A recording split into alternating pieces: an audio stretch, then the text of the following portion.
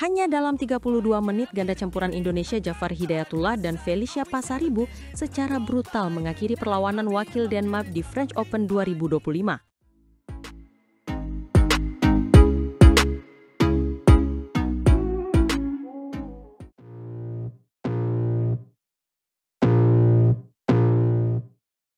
Selamat datang kembali di Arena Juara, tempat di mana setiap pukulan dan setiap poin menentukan takdir. Hari ini kita akan membahas pertarungan luar biasa di French Open 2025, di mana wakil kebanggaan kita Jafar Hidayatullah dan Felicia Pasaribu menunjukkan tajinya. Benar sekali. Bertempat di Glass Arena yang megah, pasangan ganda campuran Indonesia ini berhadapan dengan Mats Vestergaard dan Christine Busch dari Denmark. Ini bukan sekadar pertandingan, tapi sebuah pernyataan dominasi yang dikirimkan ke seluruh dunia. Mari kita langsung masuk ke game pertama. Sejak wasit memulai pertandingan, Jafar dan Felicia seolah-olah kesetanan. Mereka tidak memberikan napas sedikit pun bagi lawan. Bayangkan, mereka langsung tancap gas dan unggul 6-0. 6-0. Itu adalah awal yang menghancurkan mental lawan manapun. Vestergaard dan Busch nampak benar-benar kebingungan, seolah-olah mereka tidak tahu apa yang baru saja menimpa mereka. Setiap serangan yang mereka coba bangun selalu berhasil dipatahkan dengan mudah. Jafar menunjukkan permainan net yang sangat agresif, sementara Felicia dengan sigap mengcover area belakang. Koordinasi mereka begitu sempurna. Keunggulan terus melebar menjadi 9-1. Penonton di Glass Arena bahkan belum sempat duduk nyaman, tapi Indonesia sudah di atas angin. Dan puncaknya adalah saat interval game pertama. Jafar dan Felicia menutupnya dengan skor yang sangat telak, 11-2. Ini bukan lagi pertandingan, ini seperti sesi latihan yang berat sebelah. Pelatih Denmark hanya bisa menggelengkan kepala melihat anak asuhnya tak berdaya. Setelah interval, kita semua mengira mungkin akan ada sedikit perlawanan dari pasangan Denmark. Tapi apa yang terjadi? Jafar dan Felicia justru semakin menggila. Mereka meraih 4 poin beruntun membuat skor menjadi 14-3. Vestergaard dan Busch sempat mencoba bangkit. Mereka berhasil menambah beberapa poin hingga skor menjadi 16-7. Tapi itu hanya seperti riak kecil di tengah lautan dominasi Indonesia. Setiap poin yang mereka dapatkan harus dibayar dengan perjuangan yang sangat keras. Dan akhirnya, game pertama ditutup dengan cara yang sangat meyakinkan. Sebuah smash keras dari Jafar tidak mampu dikembalikan oleh Busch dan papan skor menunjukkan 21-7. Kemenangan yang sangat-sangat telak, hanya dalam hitungan menit. Benar-benar sebuah pertunjukan kekuatan yang luar biasa. Sekarang mari kita beralih ke game kedua. Biasanya setelah kekalahan telak seperti itu, lawan akan mencoba mengubah strategi. Dan benar saja, awal game kedua berlangsung jauh lebih ketat. Betul sekali, terjadi kejar-kejaran angka yang cukup menegangkan. Skor sempat imbang di posisi 5-5. Vestergaard dan Busch mulai menemukan ritme permainan mereka, mencoba memperlambat tempo dan memaksa Jafar Felicia membuat kesalahan sendiri. Namun disinilah mental juara berbicara. Dalam posisi tertekan, Jafar dan Felicia justru menunjukkan kelasnya. Mereka tidak panik. Dengan tenang, mereka kembali mengambil alih kendali permainan dan merebut 6 angka beruntun untuk memimpin 11-5 saat interval. Momen krusial, unggul 6 angka di interval game kedua setelah pertarungan ketat di awal benar-benar mematahkan semangat perlawanan Denmark. Mereka sudah berjuang keras untuk menyamakan kedudukan, tapi pada akhirnya tetap tertinggal jauh. Lepas dari interval, laju Jafar dan Felicia benar-benar tidak terbendung lagi. Mereka kembali menghujani pertahanan Denmark dengan serangan-serangan mematikan. 4 angka kembali mereka dapatkan, membuat skor menjadi 16-9. Vestergaard dan Busch masih terus berjuang. Mereka tidak mau menyerah begitu saja di hadapan pendukungnya. Mereka sempat menipiskan jarak dan menambah skor menjadi 19-11. Beberapa kali pukulan mereka merepotkan, tapi pertahanan Jafar dan Felicia terlalu kokoh. Dan akhirnya, momen kemenangan itu tiba. Sebuah pengembalian yang tanggung dari Christine Busch menyangkut di net. Poin untuk Indonesia. Jafar dan Felicia memenangkan game kedua dengan skor 21-14. Kemenangan 2 game langsung dalam waktu 32 menit. Sebuah kemenangan yang sangat efisien dan brutal. Mereka tidak memberikan ampun sama sekali. Ini adalah pesan yang sangat jelas untuk lawan-lawan mereka di babak 16 besar nanti, bahwa Jafar dan Felicia datang ke French Open bukan untuk menjadi penggembira. Tepat sekali, mereka datang untuk menjadi juara. Dengan performa seperti ini, siapapun yang akan menjadi lawan mereka berikutnya harus mempersiapkan diri untuk pertarungan habis-habisan. Jafar dan Felicia telah membuktikan bahwa mereka adalah ancaman serius di turnamen ini.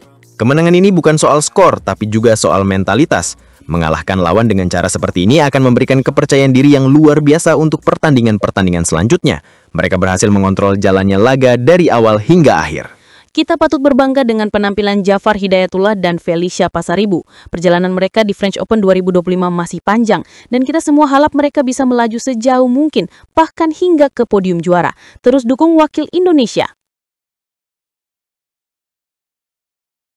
Fajar Fikri siap melunasi dendam kekalahan di Denmark Open, namun jalan terjal menanti di French Open 2025 dengan ancaman wakil China dan Malaysia yang siap jadi batu sandungan.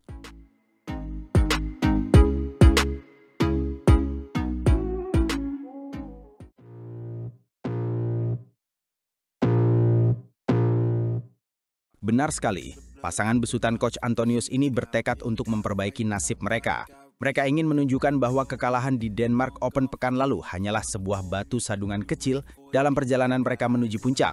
French Open adalah kesempatan emas untuk bangkit. Dan kita tahu, French Open selalu menyajikan drama. Dengan menilik drawing Fajar Fikri, kita bisa langsung melihat siapa saja yang berpotensi menjadi batu sandungan utama bagi mereka. Ini akan menjadi ujian mental dan fisik yang sesungguhnya. Tepat. Fajar Fikri berada di pool bawah dengan status unggulan ke-8 di sektor ganda putra turnamen Super 750 ini.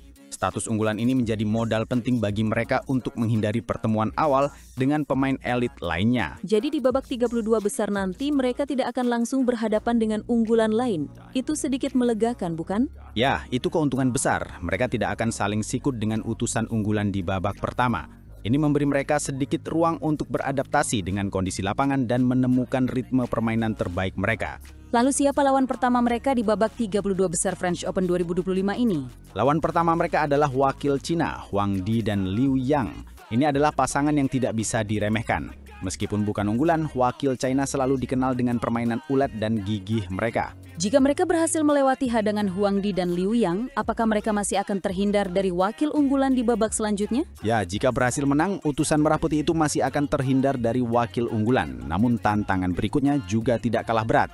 Diprediksi mereka akan berhadapan dengan pasangan tuan rumah di babak 16 besar. Pasangan tuan rumah, siapa mereka?